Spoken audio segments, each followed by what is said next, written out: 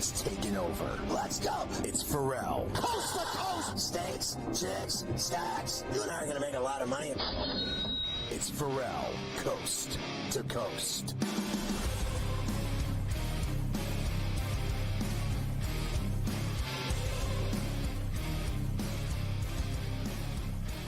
It's pain-free Friday. Ferrall's doling out minutes on the mahogany, waxing it up. 100, 200, the bad, the bad apple with a bad attitude. We are live in New York City, the Big Apple. Ooh, people dressed in plastic bags, directing traffic, some kind of fashion shake-it-up, shadoobie, along with the Prime Minister of Canada, Cam Stewart, live in Toronto. Mafi is running it along with Luke, I am your father. The rundown on this last C2C of the week. We've got a huge show, a double shot with Morency from British Columbia this very hour, plus Andrew Monaco, the voice of the Texas A&M Aggies. And then in the second hour, Chris Stewart, our buddy who's the voice of the Alabama Crimson Tide. Both of those teams have big games this weekend. Also in the second hour, Joe Pisapia from Fantasy Sports Today. We'll talk baseball with Joe today on C2C. Well, I got one thing right yesterday, plus 390 on the overtime. And I wanted no part of betting on USA, as you know. And I said I was scared to death of Canada. And sure enough, they win it in overtime. We were so far away. Gabe's like, hey, Crosby. He's like, Crosby, the golden goal. We didn't know who scored the goal. We were just going we were in orbit on air last night. And let me tell you, Scott, we got to be real. Binnington, you know what? At the start of the tournament, that guy just showed up in the overtime. He saved the game. Let's just call it out for what it is. This guy was standing on his head. He won Game 7 for the Blues, and he's just an older guy that can figure it out in big-time situations. Kudos to America. It was a wicked game, and we'll see. 2 overtimes. Canada wins in overtime. It's just unbelievable stuff. And I'm just going to say this, just for the country and everybody, it's a big win. The way hockey's been going, basically as a stock, it's been going on the decline. Absolutely fantastic. Can't wait for the Olympics, Scotty. And you know what? I was just glad it was a stressful game, but a fun game. And you know what? The bottom line is hockey wins. This tournament was amazing. Let's see if it can carry over to the NHL for the next little while, because that tournament rocked. The effort that everyone put in, the fighting, the competition. That's how you do it. None of this lollygagging and screwing around. These guys left it all out there, and that's what sports is all about, baby. I thought it was horrible, and I thought that, I knew they were going to lose when I literally thought they were going to lose when McKinnon scored.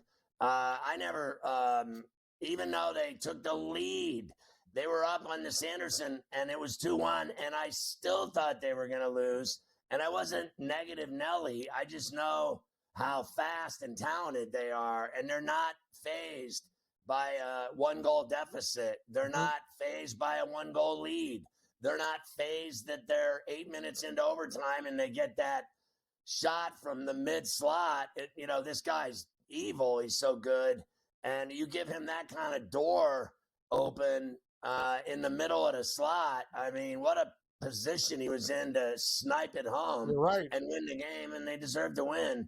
I always felt that I said they'd lose Saturday night to Canada. I thought Canada was more talented, flat out. They were faster. I'm a big believer in speed in hockey. Speed kills. Speed determines everything. I can guarantee you when the Penguins won back-to-back Stanley Cups in 91 and 92 and then in 16 and 17, they did it with speed. You don't realize how fast Lemieux was. When that guy got cooking, you saw him play. When he started with those giant legs of his striding, he was doing 30 miles an hour within 6 seconds.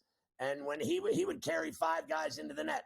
There wasn't one guy in the league that could catch Jaromir Jagr when he was fresh into the league. That's why they won the cup. And when they won it with Malkin and Crosby and Hagelin, same thing. They were at their early peak prime years of athleticism when they were young, and now he's 37. He's still great, but he doesn't fly like he did when he was 27. And I think speed kills. I think Canada's speed really hurt the USA and, frankly, and everyone else in the tournament. I got to tell you, though, like when I look at Crosby, sure, he might have lost a step, but his hockey IQ is literally some of the best I've ever seen. Always in the right position, always knows which guy to take. He does also like very good stick work, and he doesn't get caught for it. He's an absolute master. He's a master class. Like he does everything well. He's a leader, quiet leader. I tell you, Scott, I was in that dressing room. I saw the guy's legs. It was like two redwoods. You could take him to an axe, and the axe would break in half. This guy's a monster, an absolute monster. And I'll tell you, McKinnon, in my opinion, I know people talk about McDavid. McKinnon, in my opinion, is the best overall player in the National Hockey League. I don't think it's debatable. This is not a fantasy league. This is a reality league. And Nathan McKinnon, in my opinion, does everything better than anybody. I think he's the best player in the National Hockey League, and I'm glad he's on Canada. Well, there's people trying to get Crosby to go to play in Colorado with him. As you know, that rumor's been circulating for months, and it's not happening, in my view. I think Sid wants to finish his career in Pittsburgh like Mario did, but you see what happens when they play together. They're lethal. And I also feel that, like on that winner, it was like it was Marner and Makar. It could have just as easily been Crosby. It could have been McKinnon. They have so much talent. Like, look at the names of the people involved in the goal. They're all superstars. They're all highly paid players in the NHL. They're the best at what they do. So none of it, frankly, surprised me in the least. I got plus 390 on overtime. That's what you saw me do yesterday with you right here live on Coast to Coast. I said, I'm only betting one thing, overtime. Great call. And you know what? I wish I had that overtime bet. And I am going to say this for all the people that, Mitch Marner, he gets ripped here in Toronto. People, there's a lot of controversy and stuff, but he played those two games. The way Mitch Marner played last night, I'm going to tell you as a Leaf fan, I watch every one of their damn games. That was one of the best games he ever played. Offensively, using his head, great setups. He was fantastic. Watching Austin Matthews lose, that's something that happens a lot around here. But I'm going to tell you, Mitch Marner played great. Cale Makar was a difference maker too. And the crazy thing that no one's talking about is Thomas Harley was basically the seventh defenseman and had to come in twice for other guys. When Morrissey, the star of the Jets, went out, this guy stepped in and played flawless hockey. No worries, no problems. Hey, buddy, you're playing. He didn't even have practice time, Scott. He steps on, and the guy was absolutely fantastic. Watch out for Thomas Harley, defenseman, Dallas Stars. He's amazing. Obviously, later this afternoon, I got that news that it broke all the betting records for hockey. Mm-hmm. There's never been a game with a bigger handle or more tickets or more money involved in hockey's history than that game last night. It was the biggest bet hockey game by the books ever. It's crazy. And this tournament this is like a coup for the National Hockey League. Can they maintain these insane ratings? I'm praying that it'll go up and it'll sustain himself. Scott, I had people, Americans and Canadians, everybody in North America, people, casual fans, people who don't, I got to get in on this. It was one of those things, throwback. We got 3 fights in 9 seconds in the first game. It wasn't made up. It wasn't wrestling. That's why it was real. It was organic. And this tournament did a lot for hockey, man. I'm telling you, let's hope it continues because that was a great exhibition, and I can't wait for the damn end of the season and the playoffs to start. I can't wait for the Olympics in Italy or the World Cup in hockey because this is what's going to happen every time. Today, we're going to talk about LeBron at 40, dropping a 40-burger lap, and the Knicks in overtime with the Bulls and Nuggets by their 9.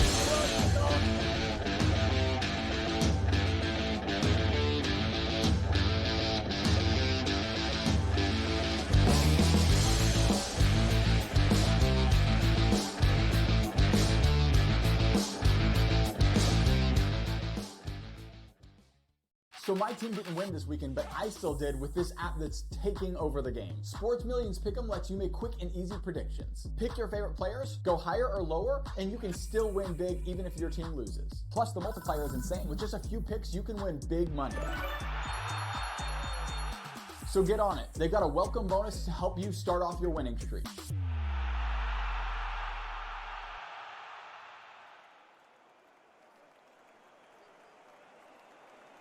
Anyone that's been to a sporting event, the atmosphere before a game, I think Game Time Decisions has that same exact atmosphere.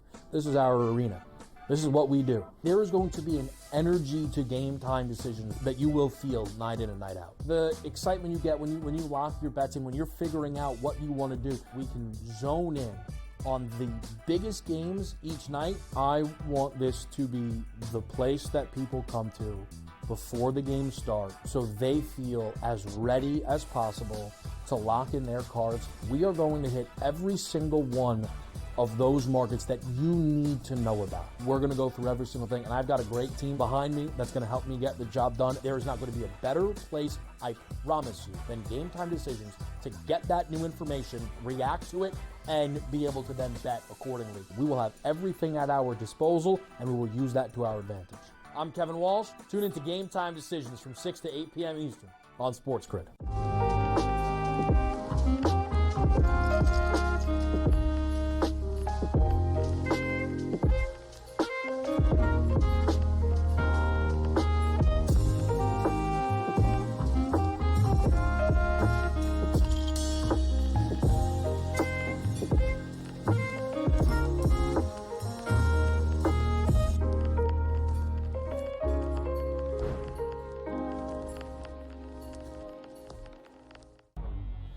Two guys that can do it all. Too much electricity this morning. This is a good time. We're having a lot of fun. I had to do a triple take. Ka-ching!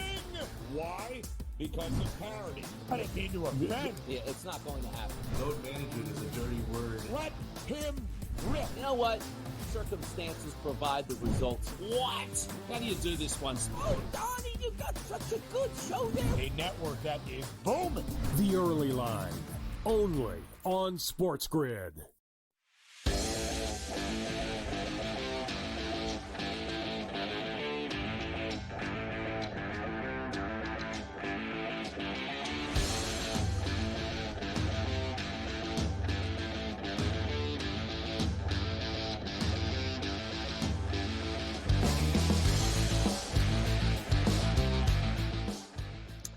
You can catch Sports Rage weeknights at 10 on all of our outlets on the TV and radio side. We get the pleasure of having Morency on with a double shot every day from Vancouver, BC, on C to C. We've been talking from the outset about Canada's win, and I bet the overtime. I hit it at plus 390. I refused to take a side, as you know, because I bet on Canada Saturday night, and I said that I don't think the USA can beat them twice in a row to you on this show. And so I just bet the overtime and cashed it, and I was okay with that. Obviously, I was disappointed for the U.S. team, but I never once thought they were better than that Canadian team with their talent and roster and speed. You know, when it was all said and done, Jordan Binnington was the difference in overtime, right? The USA were the better team in overtime for the most part. Like the first couple of minutes, they legitimately had 4 or 5 scoring opportunities. I said the same thing about the U.S. team for the entire tournament. They never really had sustained pressure offensively, right? They would score in these, like, out of nowhere. They were like flash knockouts if they were a fighter. They're sort of standing there. Next thing you know, you get kicked in the head and you're knocked out. The USA really just struck like lightning out of nowhere all the time in the tournament. And then finally, in overtime, they actually had some sustained pressure for real. Like the first couple of minutes, they were buzzing, man. Buzzing around the net, legitimate scoring opportunities. There's a fine line, bro, between winning and losing, and that was the case last night. Canada can, we can flex and exhale, and okay, we won, but I swear, dude, like if this is a 7-game series, they're going to play 9 games. You know what I mean? It was that close. I mean, after 2 periods, Scott, it was 2-2. And the shots on goal were 19-18, right? It was like, all right, we played 40 minutes. We have the same amount of goals, and we have the same amount of shots on goal pretty much. There really wasn't a lot to take away between the two teams. I think just sort of that little clutch factor, right? Canada had 14 guys that have won Stanley Cups on the team before.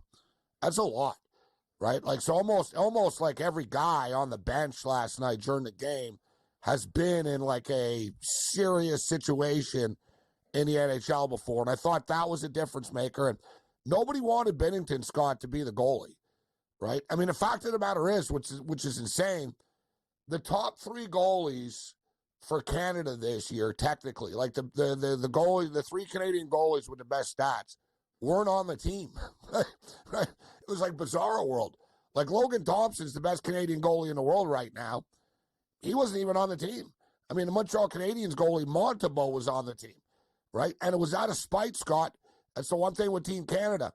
Logan Thompson didn't want to play for them in the World Championships once. He was tired after the Vegas run. All right, we'll remember this down the road. You won't be on the team when it matters. That's the way they roll, and it was a dangerous way to roll with Jordan Binnington. I mean, Binnington hasn't been an elite goalie in the NHL for what, 3, 4, 5 years, right? But, man, did he step up when it mattered most, Scott. Like, Binnington really, really deserved a lot of credit. There's no doubt. You know, I remember a lot of people back in the day, way back in the day, when Tom Barrasso was the Penguins goalie, and he had already been, like, in Buffalo or whatever, and people thought he was, older and that he couldn't win anymore or win a Stanley Cup. And he won 2 of them, and he was brilliant. He was like Binnington. When he played on that team with Lemieux and Yager and Coffey and Ulf Samuelsson, he stood on his head, and he was the reason they won against the North Stars and the Blackhawks back-to-back. Guys like Binnington remind me of Barrasso, guys that have done it, that can still do it. It's like Marc-Andre Fleury. Like, how would you ever doubt him? That guy was a badass too. And then they say, oh, he's too old. He can still have brilliant nights. Well, that's the thing that the coaches trust, right? You know, it's almost like the Matt Stafford thing. Is Stafford the best quarterback in the league? No. Is he older? Yes. But coaches like him and trust him. You can count on him. Right, exactly. They're like, you know what? This guy's going to show up in a big game. He'll be there. I brought it up with Binnington last night, Scott, sort of like a basketball analogy where, you know, like a dude might shoot 33% all year from 3 or, 25% or something. But in that game 7, don't worry, bro. The shot's going to go in, right? You know, throw him the ball. He's going to hit this 3 for us. You know, get in that open corner 3. Binnington just stepped up in a big way. And it was a big-time thing for them because a lot of people even thought, all right, listen, Binnington, maybe we should play Adin Hill, right? Adin Hill was on the team. He was the backup. And Adin Hill didn't play 1 game. And John Cooper, who is a great coach, I mean, Cooper deserves a ton of respect for this win as well. Cooper basically hung his hat on that, Scott, and said, listen, this guy's played in the Stanley Cup Finals before. He's won the Stanley Cup Finals before, and he doesn't get nervous under pressure. That was the big thing. Whether like he's, the best or not, it's the one thing with Binnington. He's cocky, Scott. You know what I mean? He's got that sort of, yeah, I'm good. I got this. Don't worry. He's got that, that it factor, and it came through. Swagger. Yeah, which is crazy. And I don't want to say he's guaranteed to be the goalie now next year in the Olympics, but it was almost like from Team Canada's perspective, all right, listen, let's hold our breath, get through this tournament, and we'll get some real goalies in next time, right? I mean, you already have one. You already have one. Well, now Binnington, I mean, he's one of these deals. They're not going to bounce him for the Olympics next year, Scott. The guy just won for them, right? John Cooper's going to go, no, that's my guy. Binnington's our guy for Team Canada. Hell of a, what a game. What a great week for hockey, too. Yeah, there's no doubt. Obviously, I want to talk about when we come back, the political side of it got real nasty. Like, obviously, there's a lot of venom between, I guess, the White House and Trudeau. And I expect Canada to be invaded Canadians in about 72 hours. Yeah, I want to talk about like that when we come back, how much hate there was and all the snide comments and what was the reaction in Vancouver and in Canada last night and today post win in overtime. We'll come right back.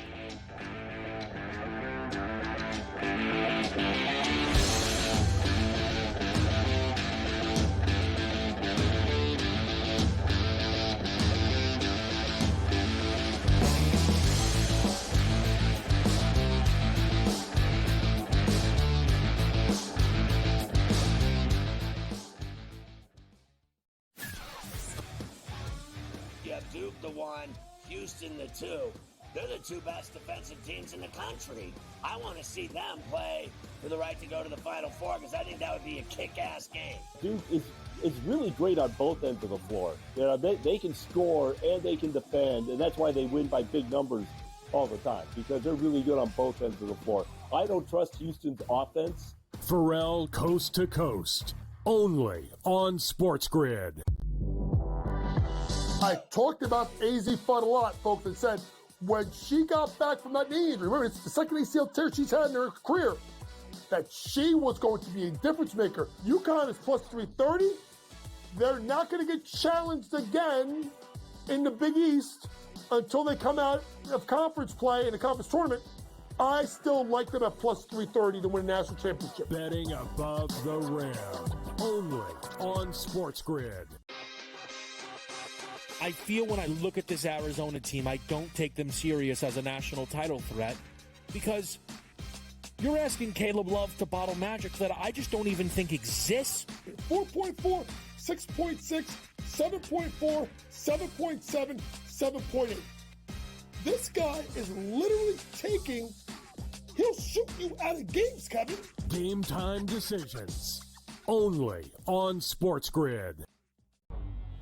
Two guys that can do it all. Too much electricity this morning. This is a good time. We're having a lot of fun. I had to do a triple take. Ka-ching! Why? Because of parity. I didn't mean to offend. Yeah, it's not going to happen. Load management is a dirty word. Let him rip. You know what? Circumstances provide the results. What? How do you do this one? Oh, Donnie, you got such a good show there. A network that is booming. The early line, only on SportsGrid.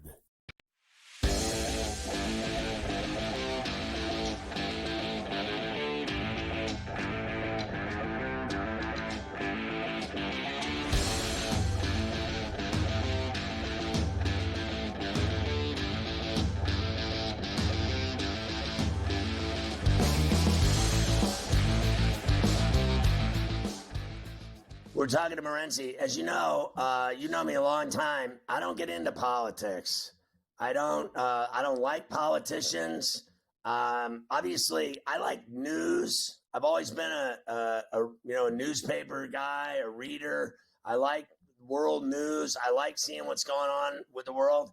I like all that. Believe it or not, I've said this on the air before. Like, I hate to say this, but like on television, I love war and hurricanes. There's nothing like watching a war on TV. Like, honestly, but I don't get into this Trump guy or anyone else. And I don't get into, I love Canada. I go to Canada all the time. I'm constantly there for sporting events and go for the weekend. And I take my daughter there. I've taken my son there. I've taken my wife there. I like it. I like going to hockey games there. I like every city there, all of them. But I know they can't stand us, and that's not my problem. And I know that this hockey tournament got real political and real nasty, and between politicians, world leaders, and even the players. It did, and, I think the players did a good job, Scott, of separating it. NHL players are in a weird spot, right, with this. The NHL, Canada, the USA, it's like, you're in a weird spot. What are you gonna say? What was Austin Matthews gonna say earlier in the week? The guy's the captain of the Toronto Maple Leafs. Rob Marchand's got to play in Boston after, right?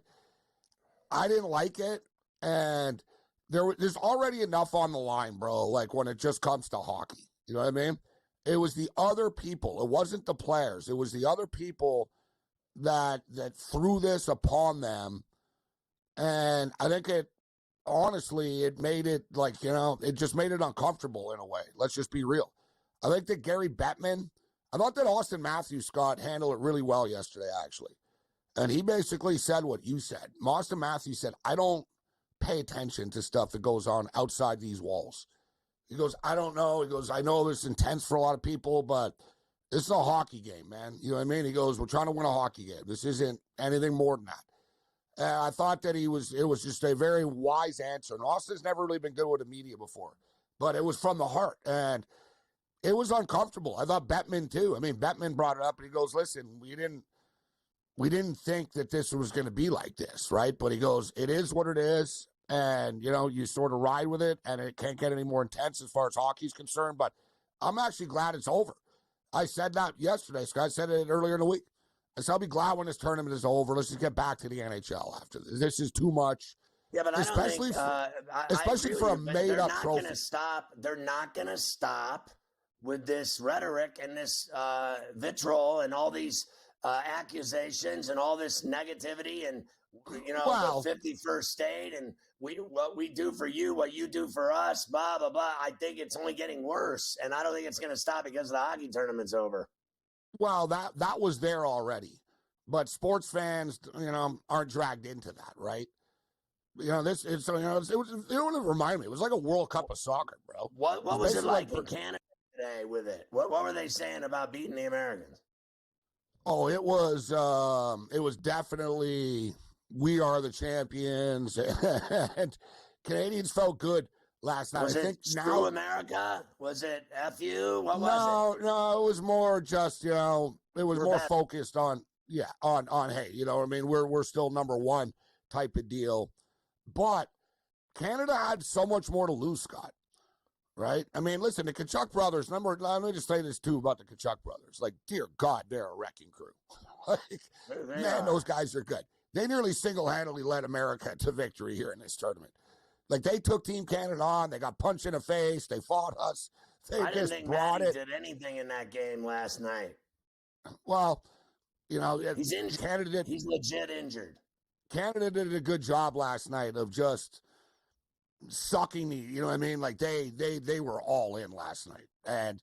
And USA didn't get enough production from enough players, actually, quite frankly, Scott, on offense, right? A lot of guys sort of disappeared. You can only get so much. It was the same thing with Canada. It was really only a couple of lines that carried them for the most part. But last night they had all four lines really, really humming. But back to the NHL now, things will die down. The politics are there, and they're going to be there, Scott, right? I posted a story the other day, bro. It was it was out there. It's about the World Cup and about travel to the World Cup, about how people aren't going, right? They can't they're not interested anymore. Like the U.S. could lose like $19 billion on the World Cup bid. Like, you know what I mean? So this stuff's not going away, Scott. But in the hockey world, I'm glad it's over. All right, buddy.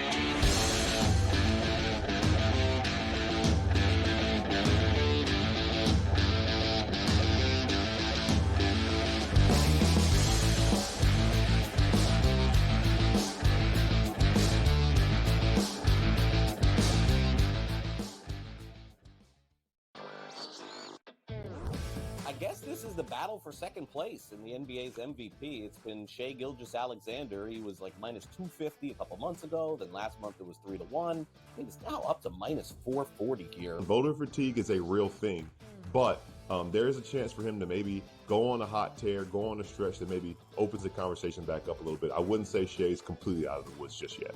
Newswire, only on SportsGrid. Watch playoff games. The playoffs are all that matter. The league's got an issue. They just don't want to admit it. They brag about how huge they are, how global they are, ratings are through the roof, profits are through the roof. I mean, between the NBA and NHL lying about their ratings and the money they make, I'm sick and tired of it. Ferrall, coast to coast, only on SportsGrid. There is going to be an energy to game time decisions that you will feel night in and night out. We're going to go through every single thing, and I've got a great team behind me that's going to help me get the job done. I want this to be the place that people come to. We are going to hit every single one of those markets that you need to know about. There is not going to be a better place, I promise you, than Game Time Decisions. We will have everything at our disposal, and we will use that to our advantage. I'm Kevin Walsh. Tune into Game Time Decisions from 6 to 8 p.m. Eastern on SportsGrid. I talked about AZ Fudd a lot, folks, and said when she got back from that knee injury, remember, it's the second ACL tear she's had in her career, that she was going to be a difference maker. UConn is plus 330. They're not going to get challenged again in the Big East until they come out of conference play in the conference tournament. I still like them at plus 330 to win a national championship. Betting above the rim. only on SportsGrid.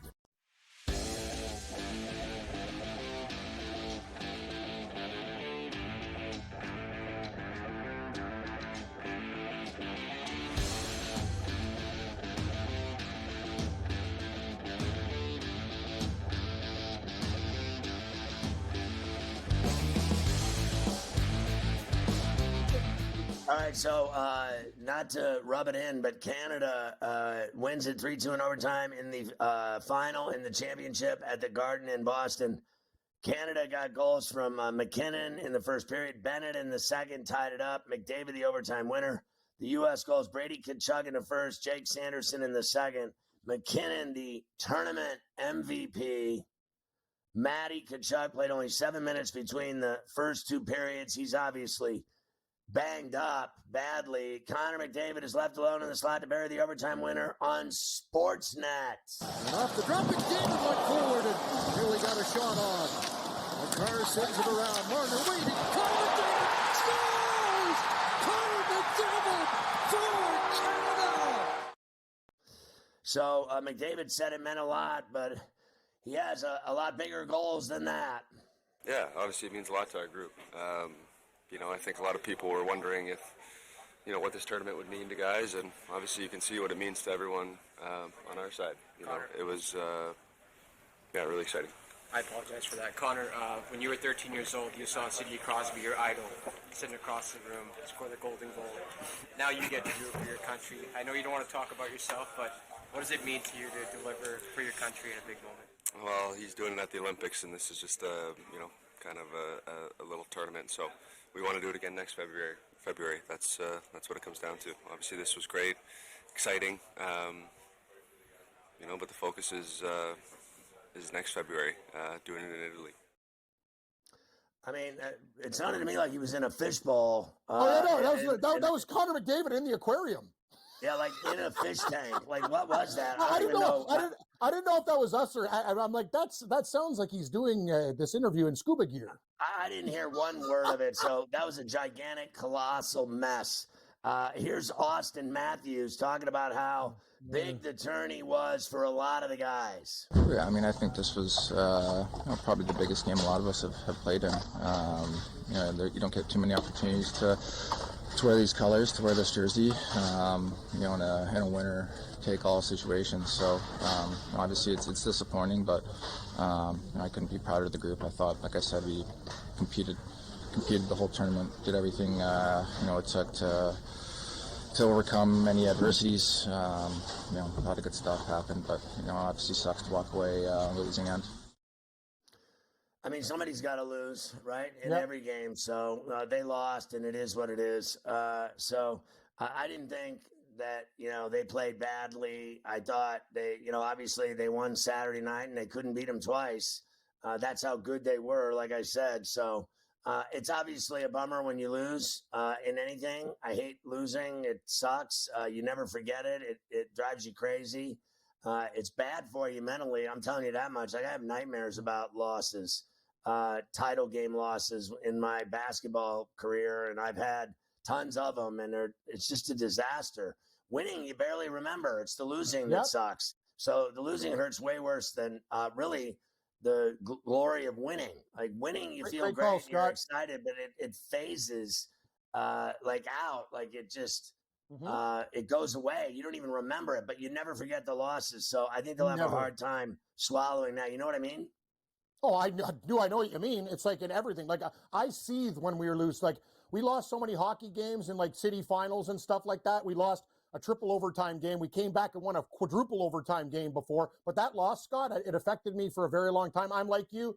I joke around and stuff. When it comes to sports and competition, I don't screw around. Like, I'm all in, and yeah, it pisses me off. The question is though, and the thing you got to do, how do you move on from disappointment? And that's the whole thing. If I heard disappointment out of Austin Matthews' mouth for every dollar, I'd be rich. I'd be living on a golf course. So we'll see what happens. What do you do after a loss is the key. But you're right. When you win, it's party time. And the losses, they'll stick with you. But you got to learn from them and grind deeper. Well, I think that he's already experiencing that in Toronto. Like, yes, that's my point. Yeah, that's my point. He's losing every time. left and right in the playoffs. You could have took that clip and just put a team, Toronto Maple Leaf jersey on instead of a USA jersey, and literally I can run that clip for you. I've heard that speech so many damn times. It's time for these guys to step up. Let's look at some of the divisions now. How about the odds to win the Atlantic Division? Obviously, the champs are on top, Cam. Listen, Florida, they play a lot of hockey. I don't know if it's going to catch up with them. The Tampa Bay Lightning, they're old, but now what I saw with John Cooper and those guys on the team like Hagel, this could buoy them to good things. Plus 40 is interesting. Ottawa, good young players, they're not ready. Detroit, a team on the rise, no. Boston, you're old. Florida, Toronto, Tampa. If I'm looking at the board right now, the Tampa Bay Lightning at almost 5-1 look really interesting. Everyone thinks they're done. I don't know. Cooper and those guys on that team, they played very, very well for Team Canada. Maybe it lifts them to something. I'm on the Leafs, but I'm an idiot. I bet the Leafs all the time. Obviously, I think that Gensel makes Tampa viable. Yes. Like he's a big-time postseason playoff performer without a doubt. Right. And they have all these other guys that have won the Stanley Cup. And I think he's, you lose a guy or two like they did. Your star player goes to Nashville, and then you replace him with Gensel. It was a really strong move. I got to tell you, I'm not one to believe in the we're tired stuff. We played too many games. We won. We went to the finals and lost. And then we went to the finals and won. And now what? They're supposed to fade away this year because they've been to the finals 2 years in a row and they're going to run out of gas. I don't buy that. I think, athletes that are winners, that win chips and that know how to make it to the finals, know how to win a ring, they will play till the bitter end. And you'll never hear them crying about being tired. I don't believe for 1 minute that the Edmonton Oilers are going to be tired this year in the Stanley Cup playoffs. In fact, I think they're going to win it all. Well, the thing is, Edmonton now, with Connor McDavid getting a monkey off his back and scoring the second golden goal with Crosby scoring the first, all this is going to do is fire him up and the rest of the team. You got Draisaitl sitting there. You got Zach Hyman, who's amazing. The question is, Scott, what is Edmonton's Achilles heel? You know and I know and everybody knows who watches hockey. Defense and goaltending. Yes, they have good defense offensively. Who's the lockdown guy? Can Skinner step up and get it done? I don't know. That's the thing about Edmonton. And playoff hockey, if you have a weak tender, it doesn't matter how good you are. That's life. All right, let's look real quickly at these other ones. The Metro. Here's the odds for the Metro. Who do you like? I like the Carolina Hurricanes at 5-1. Washington's been great, overachieving. I look at that price. Rangers have been a disappointment. The Devils, I expect more from, but they'll come up in the second half and try to be better. But Carolina is a very dangerous team, and they've been showed a lack of respect due to the success of Washington, who's the biggest surprise in the league right now, leading for the President's Trophy race. And now they have Rantanen. Let's look at the Central Division. The odds in the Central. Who do you like? I'll tell you, I don't know how Hellebuck's going to react after that loss. He's had playoff disappointments. The bottom line is this. Can Jake Ottinger and the Dallas Stars take it up a notch? Because when I look at those teams, I think they have the most talent. You're giving me Colorado? Look at those odds for Colorado, Scott, with McKinnon on the team and all the other guys. That's an insane price. I still think Dallas has the most talent, but Colorado, come on now. These guys, I tell you, the Dallas, what do you say?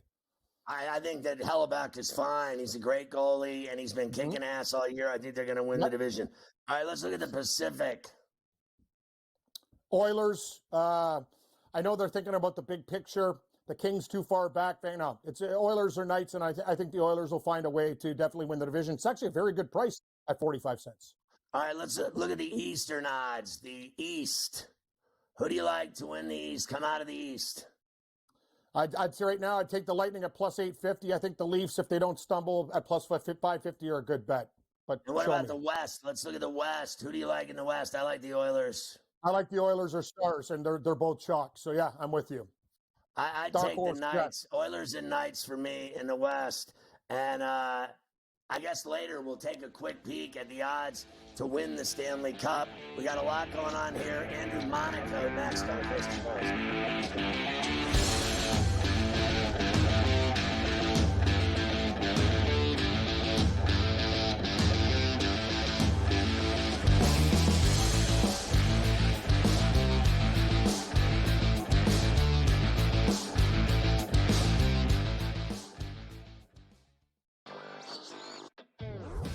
guess this is the battle for second place in the NBA's MVP. It's been Shai Gilgeous-Alexander. He was like minus 250 a couple months ago. Then last month it was 3-1. I think it's now up to minus 440 here. Voter fatigue is a real thing, but there is a chance for him to maybe go on a hot tear, go on a stretch that maybe opens the conversation back up a little bit. I wouldn't say Shai's completely out of the woods just yet. Newswire, only on SportsGrid. You watch playoff games.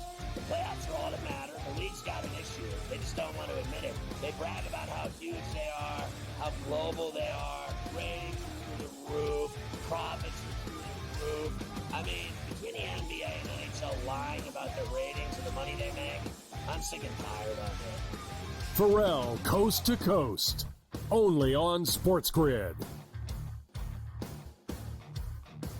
There is going to be an energy to game time decisions that you will feel night in and night out. We're going to go through every single thing, and I've got a great team behind me that's going to help me get the job done. I want this to be the place that people come to. We are going to hit every single one of those markets that you need to know about. There is not going to be a better place, I promise you, than Game Time Decisions. We will have everything at our disposal, and we will use that to our advantage. I'm Kevin Walsh. Tune into Game Time Decisions from 6 to 8 p.m. Eastern on SportsGrid.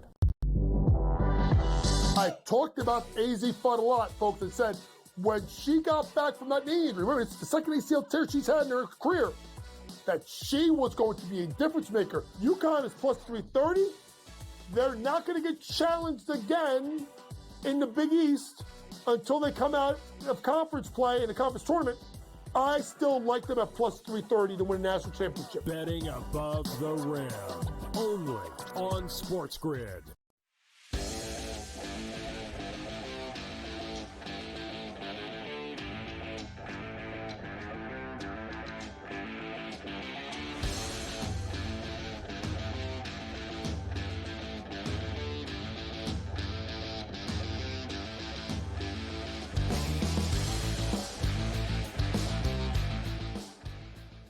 Andrew Monaco's our buddy and the voice of the Texas A&M Aggies across the board, and he's got a big game tomorrow in College Station against Tennessee. We'll talk about that momentarily. Andrew, good to see you. I want to go back to the game at Columbia. You were able to win at Missouri by 3. Alabama wasn't able to do that. How did you win that game in a tough environment in Columbia? They were able to play their defense, Scott, and always good to see you. Thanks for having me back. They were able to play their defense, and I thought, Scott, that they were able to do what they've done almost all season long. Every opponent's leading scorer has been below their average, and Caleb Grill, who's an outstanding shooter, the Aggies put a little bit of emphasis on stopping him, which helped a little bit, but it's their defense which is really part of their identity. And sometimes, Scott, this is what Buzz Williams will say. Sometimes you just get in a rock fight. Texas A&M will get you in a rock fight. It seemed to be a little bit of that, and then they made the plays down the stretch, and Wade Taylor IV made that shot to give them the win. But I would give all the credit to that defense being able to slow down what is a very good Missouri offense.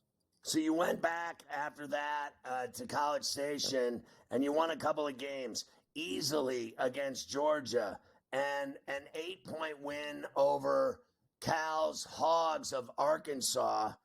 And in those 2 home games, you had it going. You're tough to beat in that building, and you've proven that. And I think that win on the road was really impressive. And then you lose it at Stark Vegas. Now, they're a lot more deceiving than people think they are. They're capable of beating anybody. I'm not sure on a neutral court what they're going to be like in the tournament, to be honest with you. But when you play there, they're brutal. You guys lost there the other night. Tell me about the 2 wins at home and then to go to Stark Vegas and lose. I thought they were big wins at home, Scott, because when you're playing in the SEC, I don't care if there's a number next to your name or not. That it's a gauntlet. And Georgia had some success, and the Aggies didn't play well in the first half of that game and really turned it on in the second half. Arkansas is a rival for A&M. They've always had good games, and really, it's like it's playing a combination of Kentucky and Arkansas. Cal bringing his guys from the Wildcats and some of those holdovers from the Razorbacks. Another physical team. And that's what they met, I thought, on Tuesday. Go back to the week, the 2 wins on the week. How do you respond to victory, Scott? I think we always ask the question of coaches, how do you respond after a loss? How do you handle victories? And I thought the Aggies handled that win at Missouri very well, getting those 2 home wins. Playing Mississippi State was playing like the Aggies. Buzz uses mirror opponents when you play an SEC school the second time. Mississippi State was a mirror opponent in that they played the same way that Texas A&M did.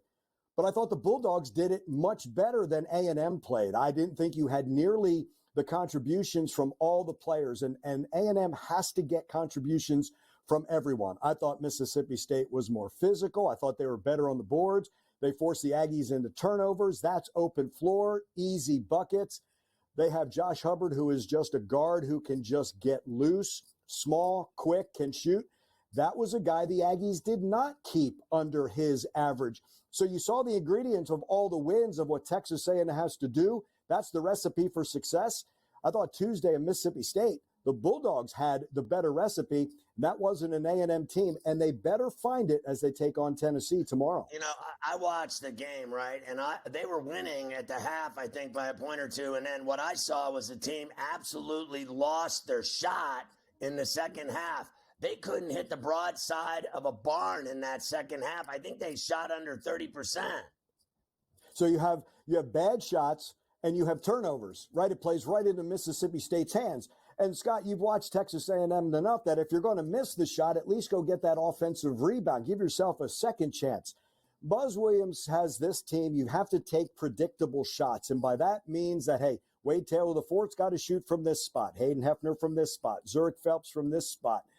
They weren't doing that. There are certain guys who go get the rebound. There are certain guys who have to get back on defense. When it's unpredictable, that gets out of balance. And when they're out of balance, you're exactly right. So from bad shots to turnovers where you don't get any shot at all and you have to play more defense, I'm with you. I thought it snowballed, and I thought Mississippi State did an outstanding job of getting that momentum and never giving it back to Texas A&M. Well, it's going to be, early tomorrow. It's like the first big game of the day in college basketball against a tough team. I think that kid Ziegler's a badass. He's coming off a really impressive performance against Vanderbilt. They come into your building, and it's going to be a hell of a game. What are you going to have to do against a team that plays great defense and that has veterans that can put it in the hole? So you make a great point. I think when we talk about Rick Barnes' teams, we focus so much on the offense. This is the best defensive team in the SEC. They've got great defense because they've got length. I'm with you. I think Ziegler is absolutely the engine that makes them run, whether he is penetrating or he can hit from the outside. They've just got a lot of lengths, don't they, as well, with Milicic, and Chaz Lanier is one of the great scorers in this league. The Aggies have to trust that defense. Scott, what's interesting is you think you have a mismatch with the Aggies on defense, but bigs will guard guards, so they will switch. And you're thinking you have a mismatch, but the Henry Coleman IIIs and the Anderson Garcias and the Solomon Washingtons, they can guard those guards. It's not as much of a mismatch as you think. But if Ziegler is penetrating and not just scoring, but when he penetrates, look, he leads the conference with nearly 8 assists a game and gets everybody else involved, that becomes a huge problem. And you can't, if Tennessee gets A&M in rotation on defense, they're going to get every shot they want. And what Rick Barnes does so well on offense is watch off the ball. They have so much movement off the ball. All the screens that they do on the weak side, that's why they're so difficult to defend. Back to the offense. Can the offense for Texas A&M set up their defense? What I mean by that, make Tennessee take it out of the hoop. Take those predictable shots. Go win the battle of rebounds. That's always the key. If the Aggies can win that rebounding battle, they give themselves a chance in every game.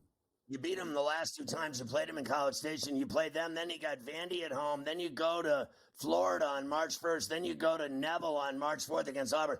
That's hell on earth, that schedule. That's the SEC, Scott. Just worry about tomorrow, or you'll get a headache, a migraine looking at that schedule. Good to see you, buddy.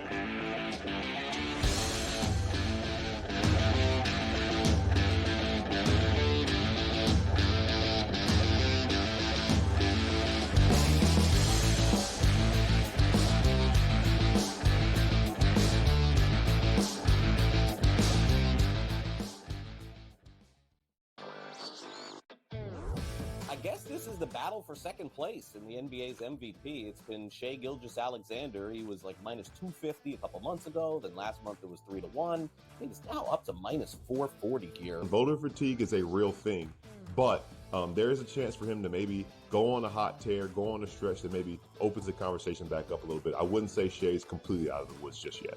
Newswire, only on SportsGrid. You watch playoff games. The playoffs are all that matter. The league's got an issue. They just don't want to admit it. They brag about how huge they are, how global they are, ratings are through the roof, profits are through the roof. I mean, between the NBA and NHL lying about their ratings and the money they make, I'm sick and tired of it. Ferrall, coast to coast, only on SportsGrid. There is going to be an energy to game time decisions that you will feel night in and night out. We're going to go through every single thing, and I've got a great team behind me that's going to help me get the job done. I want this to be the place that people come to. We are going to hit every single one of those markets that you need to know about. There is not going to be a better place, I promise you, than Game Time Decisions. We will have everything at our disposal, and we will use that to our advantage. I'm Kevin Walsh. Tune into Game Time Decisions from 6 to 8 p.m. Eastern on SportsGrid. I talked about AZ Fudd a lot, folks, and said when she got back from that knee injury, remember, it's the second ACL tear she's had in her career, that she was going to be a difference maker. UConn is plus 330. They're not going to get challenged again in the Big East until they come out of conference play in the conference tournament. I still like them at plus 330 to win a national championship. Betting above the rim, only on SportsGrid.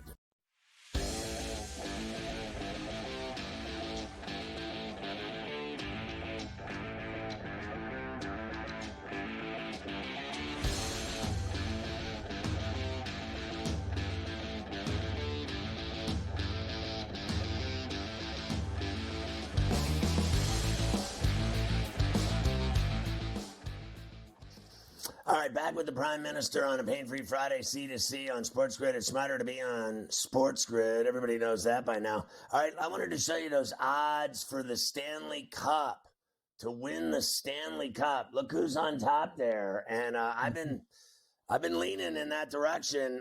They were, down 3-0, came back, lost Game 7. I just think that McDavid and Draisaitl are so dangerous. Hyman, they're so loaded. They could have easily won that Game 7. They didn't, and I think they won it bad. And I think they can beat anybody, including the Panthers. They can. And the thing is, when you lose in heartbreaking fashion, they came back in that series. They were left for dead, and they battled hard. That was they showed a lot of grit. I want a little bit more than almost, 575, but I will tell you this. When I look at this board, in the 12 hole, the Devils, we'll see what they can do, but I like 13. The Avalanche and Jets, that's an interesting situation. So you're getting those teams at almost 3 times the odds. Can the Jets do it? I'll tell you one thing, never count out Colorado. I know their goaltending is a little bit questionable, but they have Nathan McKinnon, Cale Makar, and other guys on the team. I would never count out the Colorado Avalanche, and every time they're dogs, they seem to get it done. That's a good price. So they have the Capitals over the Devils and Leafs and Golden Knights. Look at how far the Golden Knights are down that list.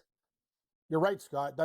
The Golden Knights are a very, very good hockey team. Like, they have great goaltending, too. Aiden Hill's fine. They're 12-1. The Golden Knights are actually being disrespected at that price. Like, what the hell have the Leafs done to be 12-1? I know they have the talent, but they can't get it done. The Golden Knights, at least, they have pedigree. They go deep. And then look at, like you said, Denver and Tampa, and even L.A. L.A.'s been fantastic, and they give them no respect whatsoever. All right, let's move on. Canucks sign Kevin Lankinen to a 5-year, $22.5 million extension. And as I mentioned before, the Four Nations was the most bet hockey event in legal betting history.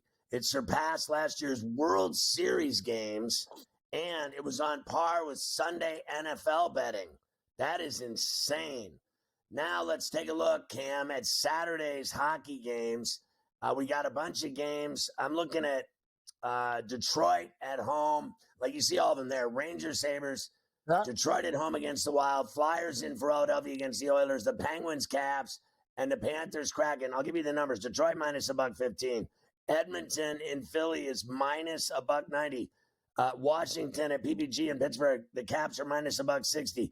The Rangers are favored in Buffalo, minus $1.20 is what I'm seeing. And then Seattle, Florida. Florida's in Sunrise, minus 235. Who do you like in some of those? That's ridiculous. Well, I can tell you one thing. I'm looking at that board going, I'm the dog catcher. I'll take Buffalo over the Rangers. I think they're in a great spot at home waiting for the Rangers to play. A couple of the Rangers guys played like junk in the tournament as well, in my opinion. They were horrible. Detroit, I'll slightly into Detroit over Minnesota. This is a team that needs points. Now, here we go. Edmonton, with all the emotion, give me a shot with Philly, plus 1.5 and plus 152 at home to Edmonton. Your Pittsburgh Penguins, that could be problems. But laying 70 cents, that's a parlay piece with the Washington Capitals. No opinion on Kraken Panthers. Yeah, I still think the Rangers win. I like the Wings, and I love the Oilers in Philly. I think they'll kill them. I like the Capitals at PPG. The Penguins are awful, just flat out awful. And I think the Panthers will win. All right, the rest of them that I have in terms of games on Saturday, Stars at Devils, Avs at Preds, Ducks at Bruins at the Garden, Canes in Scotiabank in Toronto, and Montreal's at Ottawa. The numbers I got, Dallas is actually favored minus $1.15 at the Rock, and Colorado's favored in Nashville minus $1.35. Anaheim, Boston, it's Bruins minus $1.95. The Carolina is 115 minus $1.15 at Toronto, and Montreal, Ottawa. Ottawa favored minus $1.78. That's crazy. I'll take the Stars against the Devils. That'll be a tight game, but Dallas plays well on the road. Give me the Nashville Predators as an upset. Colorado had a lot of big players on their team. They're going to be exhausted after that tournament. Anaheim and Boston. Boston will get it done. Don't like the price. Toronto and Carolina, take the over. Lean to the Carolina over the Leafs in that game, and I will take Ottawa, Montreal. Like, what the hell is going on here? I'm not laying 80 cents with the Senators. That's insanity. Right, so Columbus is at home minus $1.78 against the Blackhawks. Winnipeg's favored in St. Louis minus $1.35. LA's minus $1.78 at home against Utah, and Vegas is minus $1.65 against the Canucks in Sin City. 3-game chalk parlay: Jackets, Kings, Knights. Let's go. There you go. He's got it all going. It's chalky here, ladies. Too much chalk.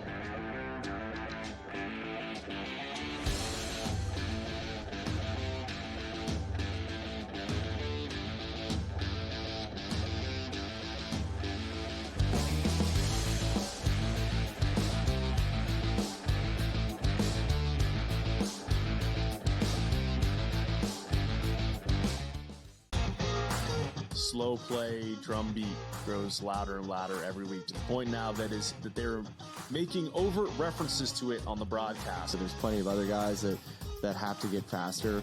Tom definitely is more deliberate in his conversations, always has been since he's been on tour. I just think about Joe Scarver and when those two started working together, how their conversations always seem to just keep on going and going. The Smiley Show, only on SportsGrid.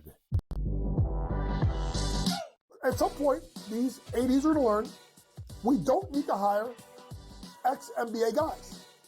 I need guys with college experience who's gone out and recruited, who know how to develop talent. NBA guys with no college experience don't work in college basketball. I understand they run NBA-style offenses, but it doesn't mean they can run college programs. Betting above the rim, only on SportsGrid. But if it ends up being 1 versus 2, which seems likely because the Cavs have a 5.5 game lead over Boston, the Celtics 3 games clear of the New York Knicks. They're not unstoppable, not running away with everything, but for them to blow a 5.5 game lead on the backstretch in the NBA, already being a quality team outside of disastrous injuries, I don't buy that at this time. The early line, only on SportsGrid. Patino himself, in a clip that we just played, said basically the stats are not backing up the team's wins. St. John's is offensive glass. That's where a lot of opportunities for St. John's came from. St. John's does not shoot the basketball well. It might even be fair to say they shoot it poorly. They were 3 of 16 from deep last night. But it doesn't seem to matter to them. Newswire, only on SportsGrid.